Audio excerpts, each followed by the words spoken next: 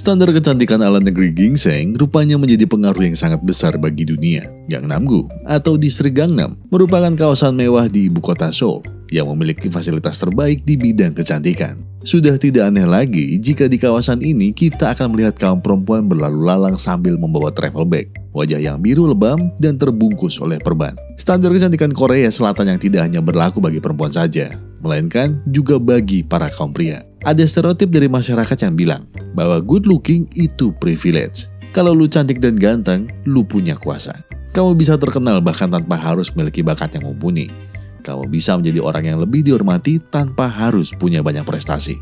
Oleh karena itu, banyak orang berbondong-bondong ingin terlihat good looking. Salah satunya dengan cara operasi plastik. Tapi jika emang operasi kamu bapak-bapak ini gimana? Iya, perkenalkan, ini adalah pria penuh adrenalin yang kita semua tahu. Siapa? Don Lee. Tapi di film ini, beliau tidak berperan sebagai tukang pukul ataupun adu kekuatan sama Thanos. Kang Dae-guk atau kita sebut saja Dae-guk hari-harinya hanya diisi dengan nongkrong, berutang, nongkrong, berutang, nongkrong lagi dan jatuh miskin sampai anaknya saja sekarang tidak mau tinggal satu rumah dengannya. Walaupun miskin, pengangguran dan banyak omong, ia dikenal sebagai pria yang mudah bergaul dengan banyak sultan pengusaha. Ia pun menemui dua sahabatnya yang bernama Hasan dan Mijong. Kita panggil saja Retno yang ini. Mereka bertiga lalu membicarakan bagaimana jika mereka membangun sebuah bisnis yang paling terkenal di distrik itu. Bisnis kecantikan yang pastinya semua orang di Korea akan berbondong-bondong datang ke tempat mereka. Oleh karena hal itu, ia harus menemui kenalannya yang bernama Jo Taechon atau kita panggil saja Jo. Jo adalah seorang gangster dengan gurita bisnis yang sangat banyak di Korea. Karena itu, Dae-guk memiliki sebuah ide bisnis yang menjanjikan. Ia ingin membangun sebuah perusahaan skincare dan kecantikan terbesar yang pernah ada. Mendengar ide dari Dae-guk tadi, Jo sebenarnya tertarik. Karena banyak hal yang menjanjikan yang diutarakan oleh Dae-guk dan bilang ia akan memberi kabar secepatnya. Tapi apakah Dae-guk adalah pria polos itu? Dengan percaya bahwa Jo akan menghubunginya lagi. Prinsip hidupnya adalah, jika jala sudah kutebar, maka di situ ikan akan kudapat. Di sana, Dae-guk yang ngobrolin ide bisnisnya melihat seseorang yang tidak asing. Pria ini adalah seorang ahli kecantikan dan bedah plastik ternama di Korea Selatan, Park Ji-woo. Reputasinya sebagai King Beauty telah mendapat banyak sekali penghargaan. Hal itu membuat ia menjadi dokter kecantikan paling terkenal di Korea. Namun, memang setetes nila bisa merusak susu sebelahnya. Susu? Kok sebelahnya? Sebelaga, cok. Sebelahnya matamu. Dikarenakan skandal yang dialaminya, ia harus merelakan lisensi operasi plastiknya dan berakhir menjadi dokter joki bedah plastik untuk membayar semua hutang akibat skandalnya tersebut. Hal tersebut dimanfaatkan oleh Dae-guk untuk mendekati Ji-woo dan mengajaknya menjadi mitra bisnis dalam membangun klinik kecantikan yang ia inginkan. Tapi karena Ji-woo ini punya trust issue yang sangat besar dengan orang asing, maka ia pun menolak mentah-mentah ajakan dari Dae-guk tersebut. Namun lagi-lagi, apakah Dae-guk menyerah begitu saja? Ya enggak lah. Dae-guk bilang bahwa mereka berdua adalah anak buah Dae-guk. Entah kalimat jitu apa yang Dae-guk ucapkan kepada mereka. Yang jelas karena usaha Dae-guk itu, pelunasan utang Ji-woo diperpanjang dalam kurun waktu 1 tahun ke depan. Akhirnya mereka berdua pun memulai kesepakatan bersama. Apa yang Dae-guk inginkan dari Ji-woo? Apakah uangnya, kepopulerannya, atau... Enggak. Maksudnya adalah mereka berdua harus bekerja sama, bermitra. Ji-woo adalah seorang dokter kecantikan dengan reputasi King of Beauty. Dan Dae-guk adalah seorang negosiator yang handal. Mereka berdua akan menjadi pasangan bisnis yang luar biasa apabila bersatu. Maka dari itu, Dae-guk memiliki hadiah untuk Ji-woo. Iya, mereka berdua sepakat untuk memulai ide bisnis hebat dari Dae-guk itu. Langkah pertama yang mereka lakukan adalah mencari tempat di mana praktik Ji-woo dilakukan. Tapi kan mereka tidak punya uang. Tenang. Bukan Dae-guk namanya kalau tidak punya ide-ide yang cemerlang. Pertama, mereka mulai membuat sebuah drama malpraktek di mana Retno membawa 2 pasien random yang wajahnya rusak akibat dokter Jang yang salah dalam merekomendasikan skincare untuk mereka.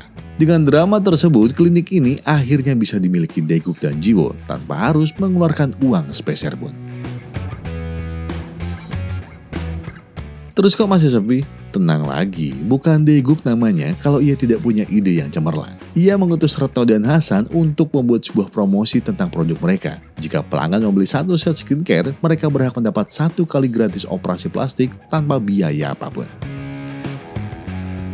Klinik mereka pun akhirnya ramai. Pasien mereka tidak hanya datang dari Korea, namun juga dari penjuru dunia. Daeguk yang melihat Jiwoo mulai kesulitan untuk menangani pasiennya satu persatu pun akhirnya mendatangkan 4 orang konsultan kecantikan, yang dimana masing-masing dari mereka adalah mantan pramugari, mantan barista, mantan MUA, dan juga mantan satpam. Emang bisa? Benar juga. Benar saja, walaupun bisnis mereka semakin berkembang pesat sekarang, tiba-tiba polisi datang dan bilang ada orang yang melapor mengenai malpraktek yang dilakukan oleh mereka. Jiwoo yang mengetahui bahwa lisensi prakteknya palsu geram terhadap Daeguk. Namun Daeguk mencoba menenangkannya dan membawa mereka ke rumah Jo untuk mencari saran dan solusi terbaik. Bisa saja mereka mengeluarkan uang untuk menyogok polisi agar tutup mulut mengenai hal itu. Tapi apakah Daeguk akan melakukannya? Mengetahui ia adalah pengangguran yang hanya tahu hahaha nongkrong sana sini, sekalinya punya uang ia tidak mungkin menggunakannya hanya untuk menyogok polisi. Benar, nanti tuman. Tiba-tiba Jiwoo pun teringat suatu hal. Ia mengenali seseorang yang mungkin bisa membantu mereka. Wati juga seorang pemilik klinik kecantikan. Bedanya adalah pelanggan dari klinik Wati hanya terbatas di kalangan elit saja. Hanya pejabat dan bos besar yang boleh menjadi pasien di kliniknya. Bahkan termasuk kepala kepolisian di Korea. Ia hanya memberi syarat kepada Daeguk dan Jiwoo untuk menjualkan skincare terbarunya di klinik mereka. Enggak mahal.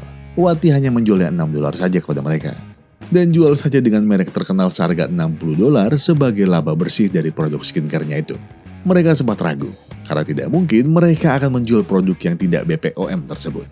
Kali ini Daeguk tidak punya ide lain, tapi Jiwoo dengan yakin bilang, "Kenyang aja."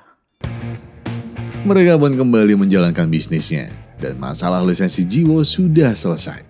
Klinik Daeguk dan Jiwoo pun semakin ramai, hingga seorang investor yang dibawa oleh Jo dari Cina, sebut saja Pak Chen, ia tertarik menanamkan modal kepada mereka untuk membangun gedung 18 lantai dan menjadikan tempat ini sebagai pusat kecantikan Korea, bahkan dunia.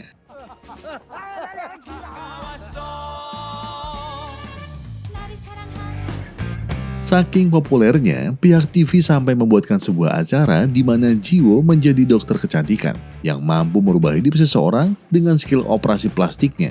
Karena kecantikan adalah sebuah anugerah yang dapat mengubah hidup seseorang. Kedekatan Daeguk dan Jiwoo sudah bukan lagi sebagai mitra bisnis. Mereka mulai menghabiskan waktu bersama berdua. Tidak ada lagi rahasia, tidak ada lagi rasa curiga. Hanya sebuah kalimat dari Daeguk terucap, "Akan kutemani dirimu hingga kau menjadi nomor 1."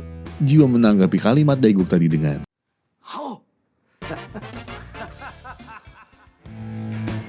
kedekatan itu mungkin hanya dirasakan oleh Daeguk. Setelah mendengar sesi wawancara Jiwoo, semua kesuksesan telah dicapainya adalah hasil kerja kerasnya sendiri. Daeguk dan Retno yang mendengar itu pun merasa tidak dianggap oleh Jiwoo, dan mereka pun meninggalkan tempat itu. Malam harinya Daeguk menghadiri pertemuan dengan Pak Chen. Ia kagum dengan apa yang Daeguk kerjakan selama ini, lalu memberikan sebuah penawaran bahwa ia ingin pusat kecantikan itu menjadi lebih besar lagi, tapi dengan menantunya yang menjadi direktur, bukan Jiwoo. Di sisi lain, Jiwoo yang masuk ke ruangan Daeguk terkejut ketika melihat sebuah rencana pergantian dirinya dengan menantu Pak Chen sebagai direktur. Tiba-tiba Jo datang dan memberikan berkas perjanjian antara Daeguk dan Pak Chen. Hal itu tentu membuat Jiwoo terpukul bahwa orang yang selama ini ia percaya akhirnya mengkhianatinya. Jiwoo pun lalu bergegas menemui Daeguk dan mengatakan kenapa Daeguk tega mengkhianati persahabatan mereka. Mengapa ia tega menggantikan posisi direktur menjadi menantu dari Pak Chen. Jiwoo mengira hubungan mereka berdua sudah sedekat itu. Daeguk yang tersulut emosinya juga berkata kepada Jiwoo bahwa dia juga tidak tahu diri. Ia sudah dibantu hingga terkenal ini, namun apa balasannya? Jiwoo hanya merasa bahwa semua ini adalah hasil jerih payahnya sendiri. Bukan karena kerja keras Daeguk, Retno, dan Hasan. Akibat pertengkaran itu, Jiwoo memutuskan mencari di mana berkas keuangan selama ini ditangani oleh Daeguk. Ia teringat ucapan Jo tempo hari yang berkata agar Jiwoo berhati-hati terhadap Daeguk. karena ia adalah orang yang sangat pandai dengan uang. Di dalam kantor Daeguk, Jiwo dengan teliti mencari tahu kata sandi apa sebenarnya yang Daeguk pakai untuk mengunci berangkasnya. Tapi tiba-tiba, hampir saja tindakan Jiwo ketahuan oleh Daeguk. Ia langsung kembali mencari cara agar pintu berangkas tersebut bisa dibuka. Dari semua kata sandi yang ia coba, ia tiba-tiba melihat sebuah foto. Foto di mana mereka pertama kali meresmikan klinik kecantikan mereka. Dan benar saja, tanggal yang ada di foto itu cocok. Jiwo merasa terhianati. Ia merasa bahwa semua yang dikatakan oleh Daeguk adalah omong kosong. Uang hasil jeripayah mereka selama ini hanya Daeguk nikmati sendiri. Dan Jiwo hanya menerima sedikit dari semua uang yang disimpan di berangkas tersebut. Di sisi lain, Daeguk marah-marah kepada Jo. Karena siapa lagi selain Jo yang tahu mengenai rencana pergantian Jiwo dengan menantu Pak Chen sebagai direktur. Jo menjelaskan bahwa itu adalah jalan terbaik untuk mereka. Bahwa saat ini nilai dari dokter Jiwo tidaklah lebih dari sekedar dokter kecantikan biasa yang mendadak tenar. Dia bukanlah the king of beauty lagi. Sekarang menurutlah kepada rencana ini. Kita akan menjadi orang yang lebih kaya dari sebelumnya. Daeguk yang kesal langsung. Daeguk menegaskan bahwa sekalipun ia brengsek jika mengenai uang, namun ikatan yang sudah ia bangun dengan Jiwo bukan lagi tentang itu. Ia bahkan tidak menyetujui tawaran dari Pak Chen, karena Daeguk telah berjanji bahwa ia akan menemani Jiwo hingga menjadi dokter kecantikan terbaik di dunia. Esok paginya, saat Jiwo sampai di kantor, ia sudah dikerubungi oleh banyak wartawan. Mereka menanyai Jiwo perihal serum abal-abal yang dipalsukan dengan merek terkenal, serta malpraktik operasi plastik yang dilakukan oleh Jiwo. Jiwo yang lari pun dihentikan langkahnya oleh dua polisi yang tempo hari datang. Mereka kembali menanyakan perihal lisensi Jiwo yang palsu. Di sisi lain, Daeguk yang sedang berangkat menuju kantor juga dihadang oleh dua polisi terkait dirinya telah menggelapkan uang perusahaan. Daeguk berusaha melawan mereka dan langsung kabur dari tempat itu. Jiwo yang selamat dari kejaran wartawan dan polisi pun menelpon Mbak Wati dan menanyakan kenapa lisensi palsu yang ia miliki dipermasalahkan lagi. Wati hanya menjawab bahwa ia telah melakukan yang terbaik dan ia menambahkan jika kondisi Jiwo seperti ini maka mereka tidak bisa melanjutkan kemitraan mereka lagi. Jiwo yang mendengar itu hanya lemas dan hanya bisa pasrah menerima semua takdir buruk yang menimpanya. Setibanya Daeguk di kantor, ia dikagetkan dengan tetesan bensin yang berujung ke arah kantornya berada. Dan benar, ketika ia masuk ke dalam, ia melihat Jiwo sedang menyiram semua harta kekayaan yang Daeguk simpan selama ini. Jiwo menyesali kenapa ia dahulu mengiyakan bekerja sama dengan Daeguk. Buat apa semua pencapaian ini jika hanya untuk dihianati seperti ini? Daeguk yang mendengar itu pun mencoba menenangkan Jiwo dengan berkata bahwa semua uang tersebut adalah murni uang perusahaan mereka. Mengapa Daeguk belum menggunakannya dan masih tersimpan rapi di dalam berangkas adalah untuk membaginya suatu hari nanti demi berkembangnya bisnis kecantikan yang mereka berdua bangun selama ini. Karena mau bagaimanapun, mereka masih berada di bawah tangan Jo Taechon.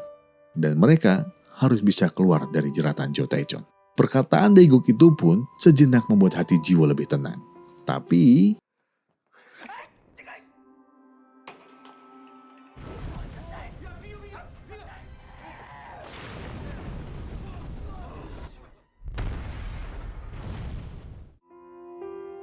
Daeguk yang mulai sadar segera mengangkut semua uang dan hartanya yang masih tersisa. Dan saat ingin keluar, ia melihat Jiwo yang terkulai lemas. Sepintas, ia teringat semua kenangan yang ia lalui bersama sahabatnya itu. Semua hal yang ada di tangannya sekarang bukanlah miliknya sendiri. Semua hal ini adalah pencapaian mereka selama ini.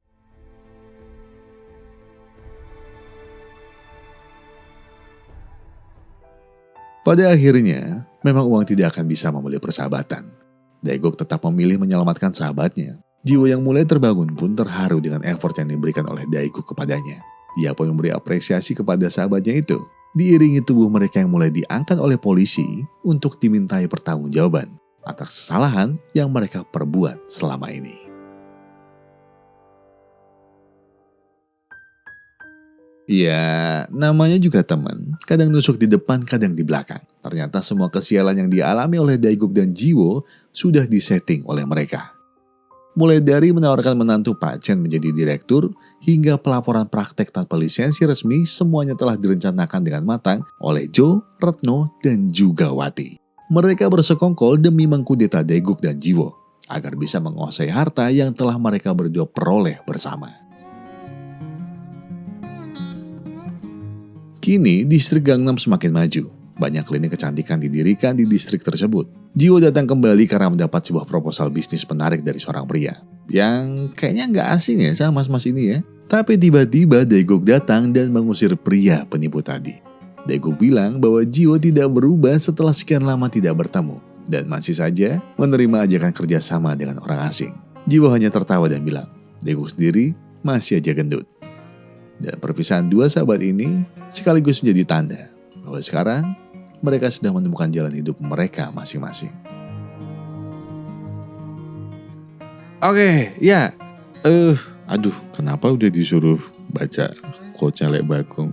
Iya, sebentar Lek tak baca. Oke, jadi untuk mengakhiri film tadi, Lek Bagong menitip sebait dua bait quotes. Aduh, capek.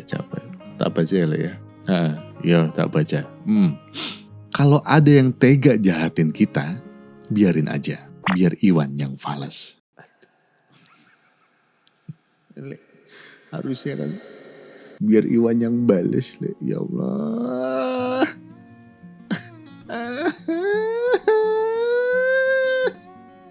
Ya, tepuk tangan untuk Lek Bagong karena sudah memberikan quotes yang ya udahlah, gak usah dipikirin omongannya yang tadi. Oke.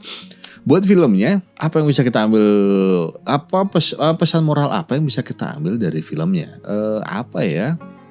Kayaknya jangan terlalu percaya sama orang. Tapi kalau kita ngomongin soal jangan terlalu percaya sama orang, gimana caranya kita bisa tahu orang ini bisa dipercaya apa enggak?